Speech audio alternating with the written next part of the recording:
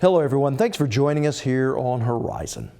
Well, over the past 25 years, the U.S. prison population has reached an all-time high. In fact, per capita, no country incarcerates as many of its citizens as we do. Not China, not Russia, no one. And it's not because we have a higher crime rate. Rather, it's a result of the Get Tough on Crime movement that has us sending more people to prison for nonviolent and drug-related offenses and keeping them there longer. And it's certainly not cheap. Today, our focus is on an issue that is bringing people across the policy spectrum together in hopes of making some significant change, because it's increasingly evident we can't afford the direction we're headed. Hello, Oklahoma. When President Obama traveled to Oklahoma this summer, his second stop was a place where no sitting president has ever gone before: a federal prison in El Reno, Oklahoma. The United States accounts for 5% of the world's population. We account for 25% of the world's inmates. And that represents a huge surge since 1980. Due in large part to mandatory minimum sentencing around drug laws. We have to reconsider whether 20-year, 30-year life sentences for nonviolent crimes is the best way for us to solve these problems.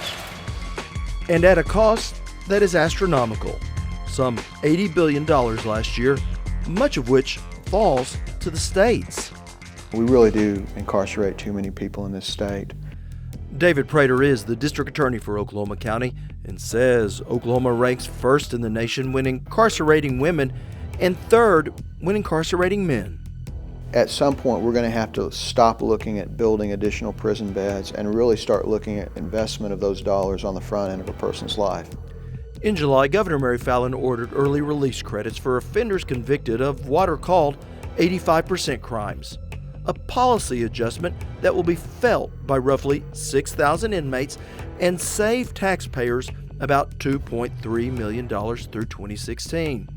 A first step in what some believe is a well-needed change in our attitude regarding crime and punishment.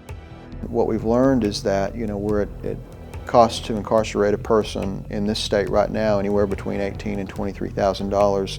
Our therapeutic court programs like DUI court and our drug court programs they cost about $5,000 a year. So you have that comparison in cost, that savings in cost, but not just that. A person who successfully completes the drug court program in Oklahoma County is about 5 times less likely to reoffend than a person that was incarcerated for the same offense and is just released back into society with minimal counseling and minimal treatment. And a cost savings for taxpayers.